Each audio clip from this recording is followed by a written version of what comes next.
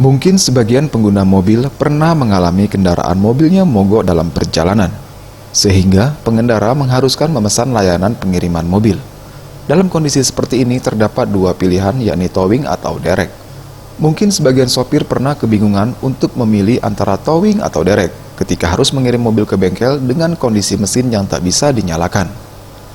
Salah seorang sopir mobil towing, Irfan, menjelaskan, derek mobil lazimnya dipakai untuk membawa kendaraan yang usai mengalami kecelakaan lantaran posisi mobil yang sulit untuk dipindahkan.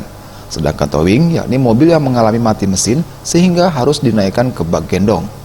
Selain itu juga, dengan menggunakan mobil towing, kendaraan dapat masuk ke jalan yang lumayan sempit, sedangkan hal tersebut sulit dilakukan kalau dengan menggunakan mobil derek. Bedanya itu Kak, kalau towing kan langsung digendong supaya tidak bahaya, terus tuh juga kalau ini kan agak susah dia. Kalau gendong bisa masuk ke lorong-lorong. Lorong-lorong, oh itu perbedaan. Tidak bisa Pak, susah dia. Agak susah pengoperasiannya apa cak mana dia tuh? Satu, pengoperasiannya juga susah, terus dia kan harus selah Pak. Untuk tarifnya sendiri, derek mobil memang lebih murah, namun harus mempertimbangkan faktor keamanan. Sedangkan towing memakan biaya Rp500.000 untuk sekali tarikan di dalam kota. Tim Liputan Sriwijaya TV.